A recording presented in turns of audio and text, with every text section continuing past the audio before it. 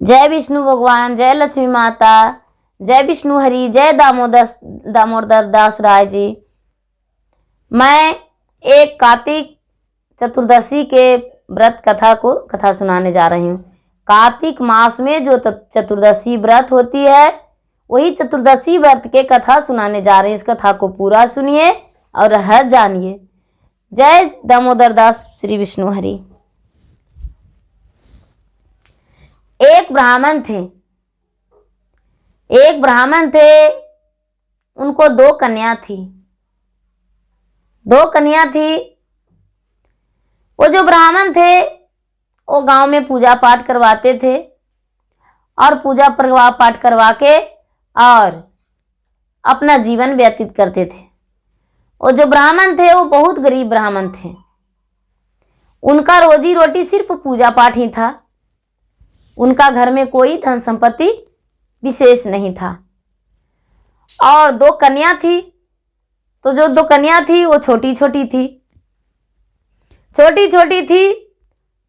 किसी कारणवश वो ब्राह्मण और ब्राह्मणी दोनों इस दुनिया से एक ही दिन चल बसे। सारी लोग गांव में हाहाकार मचा दिए कि जो ब्राह्मण थे और ब्राह्मणी पता नहीं किस रूप से कैसे पति पत्नी दोनों एक ही दिन इस दुनिया से चले गए। उनको दो कन्या भी है। उस कन्या के गुजर बसर कैसे होगा? ये तो बहुत गलत हो गया। हे भगवान, उस ब्राह्मणी के साथ ब्राह्मण के साथ इतना गलत हो गया। दो कन्या कैसे रहेगी? सारी लोग ने उनके अर्थियां को गांव से ले जाकर अंतिम संस्कार कर दिए और अंतिम संस्कार करके और बोले कि देखिए, ब्राह्मण तो इस दुनिया से चले गए, लेकिन इनके जो दो कन्या है वो तो पूरे गांव वालों के सिर पे है। इसलिए पूरे गांव हम लोग चंदा करके और इसको प्रतिपाल करेंगे। ये तो खुद के भोजन बनाकर खा लेगी, लेकिन हम लोग प्रतिपाल करेंगे। सारी लोग गांव मिलके उसे अनाज दे दिया करते थे, कपड़े दे दिया करते थे। वो लड़की बेचारी बनाती थी, खाती थी और रहती थी। तो जो बड़ी वाली थी, तो बड़ी वाली को लगता था, अरे नाच आया है गांव में, हम देखने जाएंगे। कोई चीज ये सब में बहुत मन लगता था। जो छोटी वाली थी वो पूजा पाठ में लीन रहती थी। दोनों बहना अपना साथ में रहती थी। लेकिन छोटी वाली श्री हरि का गुण गाती थी, लक्ष्मी माता की पूजा करती थी, सरस्वती माता की पूजा करती थी, माँ दुर्गा के तुलसी को जल डालती थी। और दरवाजे पे उसका पीपल का वृक्ष था। सुबह उठती थी तो नित दिन पीपल का वृक्ष का जल देती थी। जिस दिन शनिवार आता था उस दिन गुड़ डाल के और पीपल को सींचती थी। कोई उसे बताए थे कि बेटी पीपल सींचती हो तो शमी का भी पूजा करो। तो वह शमी महाराज की भी पूजा करती थी। दरवाजे पे अपना शमी लगाती थी, लगाकर उसी को पूजा किया करती थी। तुलसी को भी सींचती थी, तुलसी में भी जल डालती थी, तुलसी को भी पूजा करती थी। जब थोड़ा सा बड़ी हो गई तो अपने बहन से कहने लगी कि बहन, दीदी देखो ना, सारी लोग गांव के सुबह में कहीं जाते हैं कार्तिक मास में, हम भी उनके साथ जाएं। कहाँ जाते हैं, क्या करते हैं, हम भी देखेंगे। बहन बोली, अरे जाओ, तुम तो यही में खुश रहती हो, जाओ, तुम्हें कौन रोक सकता है, जो हम रोकेंगे, जाओ। ये जो लड़की थी वो देखने चली गई। तो देख रही कि कार्तिक मास में सारी लोग नदी में स्नान करते हैं। नदी में स्नान करके और भगवान को ध्यान करके भगवान को पूजा करते हैं, श्री विष्णु हरि का पूजा करते हैं। ये लड़की बोली, अरे हम भी पूजा करेंगे। ये भी पूजा करने लगी। इसका मन पूरा पूजा पाठ में रम गया। कुछ दिन के बाद ये जो बड़ी बहन थी वो बड़ी हो गई और जो छोटी थी वो तो छोटी ही रह गई। तो गांव में जोगी फकीर जो मांगने आते हैं उसके साथ ये बड़ी बहन चली गई। इसको तो पता भी नहीं चला कि मेरी बहन कहाँ है, लेकिन जोगी फकीर के भी साथ जाकर कोई गलत व्यवहार नहीं की थी। वो भी एक जोगन के रूप में मांगती थी और खाती थी। उसको कहना था कि गांव वाले को सर पे हम कितना दिन बैठ के रहेंगे, और मांगते खाते किसी जगह झोपड़ी लगाकर रहती थी और दुनिया रमाती थी एक जोगन बनके। ये जो लड़की थी ये बहन के चल जाने से बहुत उदास रहती थी, बहुत उदास रहने लगी। ये भी बड़ा हो गई तो सारी लोग कहने लगे। और लेकिन कार्तिक मास का स्नान करना, तुलसी को पटाना, पीपल में जल डालना, शमी महाराज का पूजा करना और तुलसी में जल डालना और महाचतुर्थी व्रत, एकादशी व्रत करना नहीं भूली थी। एकादशी व्रत और चतुर्दशी व्रत करती थी। चतुर्दशी व्रत करके और अपना व्रत पूरा महीना का खोलती थी। चतुर्दशी व्रत पूरा ही कर लेती थी।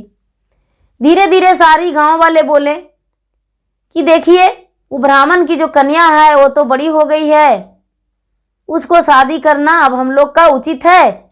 अब उसको अच्छे घर भर ढूंढ के और शादी कर देंगे। क्या किए कि उसको, उस कन्या को अच्छे घर भर ढूंढ के ब्राह्मण के घर में जाके रिश्ता खोज के और शादी कर दिए। बहुत सुंदर पति मिला उसका, सुंदर परिवार मिला, सुंदर घर मिला। भगवान की कृपा से बहुत अच्छा परिवार मिला। वो बेचारी अपना घर बस गई, लेकिन अपना व्रत करना नहीं भूली, व्रत करते रह गई। शादी किए हुए उसका 1 वर्ष बीत गया।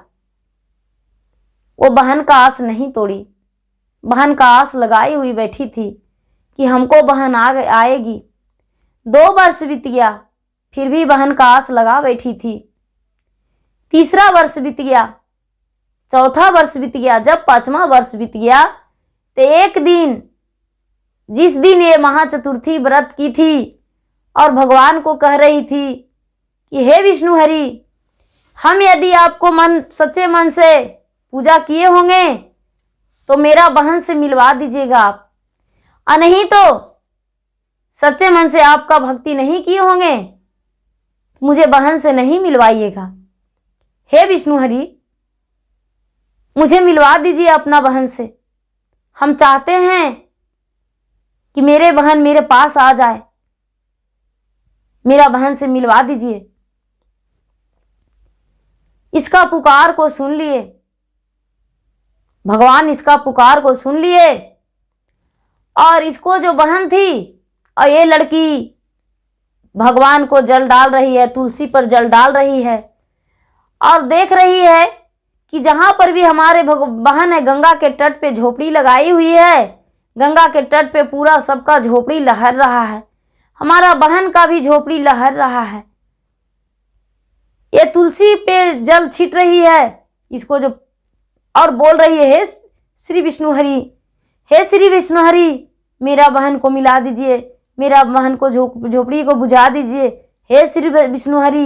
पूरा रात जपते रह गई, पूरा रात जपते रह गई। तो इसको जो पति थे वो बोले कि तूने आज सोई हो नहीं, क्या कारण है, क्या बात है, आज पूरे रात विष्णु हरि जप रही हो। ये लड़की बोली, महाराज क्या कहूँ, आज के दिन मेरी बहन का झोपड़ी जल रहा है, वहां पर सारे लोग का झोपड़ी जल गया, मेरा बहन का आधी झोपड़ी जला है, और उसी को हम तुलसी के पत्ते पर पानी छींटकर और बुझा रहे हैं। इसके जो पति थे वो बोले कि अरे पुजारन तो तू है ही थी ही, लेकिन आज तू अगम निगम ही जाने लगी, तुम्हारा जो बड़ी बहन थी उसका झोपड़ी जल रहा है।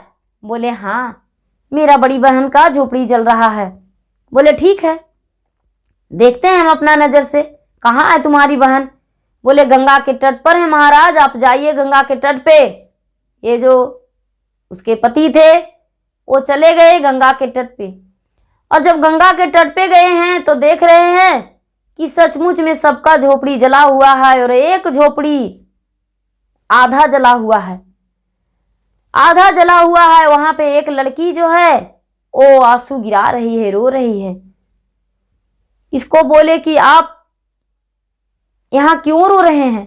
बोले क्या कहूँ, मैं एक जोगन बन के अपने घर से आ गया हूँ, मेरे माता पिता बच्चे में इस दुनिया से चल बसे हैं, और मुझे गांव वालों ने पाले पोसे हैं।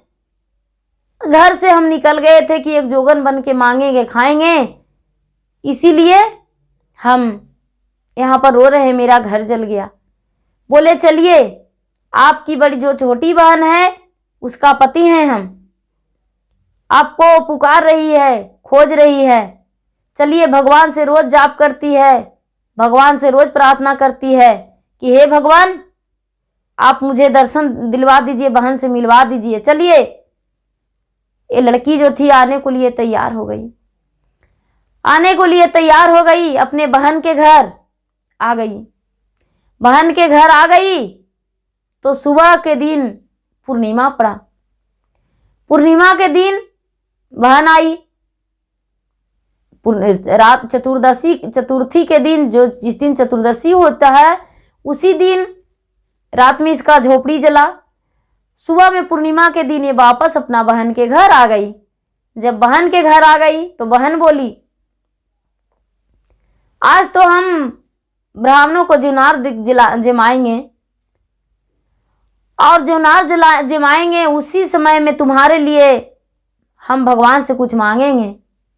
हम चाहते हैं कि तुम विवाह कर लो और तुम भी कार्तिक स्नान करो और चतुर्थी व्रत करो, तुम भी भगवान का पूजा करो। ये लड़की बोली बहन तूने आज तक नहीं भूली हो, तूने तो बच्चे से मुझे कहती थी कि बहन दीदी तुम महाचतुर्थी व्रत करो, चतुर्दशी व्रत करो, एकादशी व्रत करो, हम नहीं किया किए थे, आज भी तूने वही रट लगा रखी हो। तुम जब ऐसा कहती हो तो जब कार्तिक मास आएगा तो हम व्रत करेंगे, व्रत करेंगे, तू जैसा कहोगी वैसा हम करेंगे। लड़की सोच ली कि हम व्रत करेंगे। ये लड़की सुबह हुआ, कार्तिक पूरा खत्म हो गया, अघन का पहला दिन बोली अपने बहन से कि तू शादी कर लो। ये लड़की बोली मुझसे शादी कौन करेगा? जो छोटी बहन थी वो बोली कि देखो बहन, जो तेरा नसीब में होगा वही करेगा शादी, तुम सोच लो कि हम शादी करेंगे। लड़की बोली ठीक है हम शादी कर लेंगे। बोले ठीक है, लो बरमाला लेकर और घर से बाहर हो जाओ, जो रास्ते में मिल जाएंगे उन्हें ही गले में बरमाला पहना देना, भगवान तुम्हारे लिए बर को जरूर भेजेंगे। ये लड़की दरवाजा से निकली, एक कुढ़िया निकला। ये लड़की लौट आई कि बहन मेरा रास्ते में तो कुढ़िया मिल गया, हम उससे कैसे शादी कर सकते हैं। दूसरा दिन फिर बरमाला लेकर बहन भेजी कि ठीक है आज जाके देखो। दूसरा दिन अंधा मिला, लौट आई बहन, बहन वो तो अंधा है, हम कैसे उससे शादी कर सकते हैं।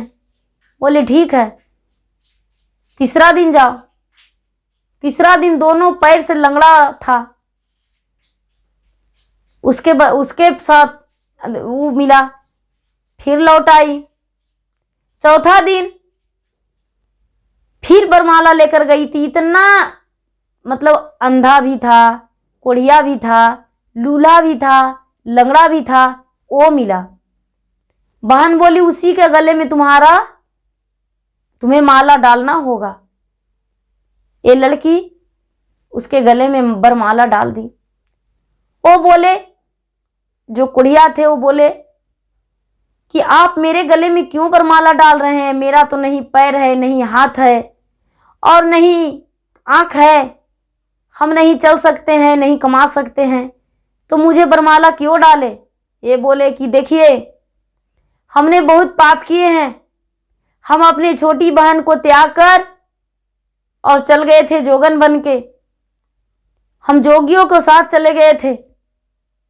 हम गलत कुछ नहीं किए हैं, लेकिन अपने किए पर पछतावा कर रहे हैं। इसीलिए हम आपको सेवा करके हम अपना पाप को धो लेंगे। ये जो कुड़िया थे उनको अपने बहन के घर में ले आई और उनके पति बना के उनको सेवा करने लगी। जब कार्तिक मास आया, 1 साल बाद कार्तिक मास आया, 1 साल में जब कार्तिक मास आया तो ये लड़की प्रतिदिन स्नान करने जाती थी गंगा जी में और 1 लोटा जल लाकर अपने पति को पूरे शरीर को पखारती थी, धोती थी। जैसे गंगा को घाट को पूजा किया करती थी लड़की, उसी तरह अपने पति को भी पूजा करती थी। करते करते करते करते करते करते पूरा महीना बीत गया। जिस दिन चतुर्दशी था उस दिन श्री विष्णु हरि दर्शन दिए और बोले कि धन हो पुत्री, तूने तो गलती किया, उसका सजा तूने खुद अपने हाथों से ले लिया। अब तुम्हारे पति को हम कंचन कर देते हैं और तुम्हारा जिंदगी में खुशियां लौटा देते हैं। उसके पति को सर पे हाथ धर दिए और पति एक सुंदर सा राजकुमार बन गए। सुंदर सा राजकुमार बन गए। ये लड़की देखकर खुश हो गई। लड़की देखकर खुश हो गई और भगवान के चरण छुई। भगवान आशीर्वाद दिए। उस दिन से ये लड़की को रहने का ठिकाना, खाने का ठिकाना, पहनने का ठिकाना सब कुछ बन गया। इसका पति जो सुंदर राजकुमार बन गए। तो गुरु भाई बहना, जो भी सच्चे मन से भगवान को भक्ति करते हैं उन्हें भगवान निराश नहीं करते हैं। भगवान उनको आस को पूरा करते हैं। भगवान सब इच्छा को पूरी करते हैं। जैसे उस कन्या को कोई नहीं थे और सहारा मिल गए। गलत कदम उठाकर भी सही रास्ते पर पैर धर दी। उसी तरह भगवान सबको सर में बुद्धि दे कि कोई भी गलत ना करे, अच्छे रास्ते पे चले, अच्छे काम करे और अच्छे से रहे, अपने माता पिता को इज्जत और लाज को बचाकर। जय श्री विष्णु हरि।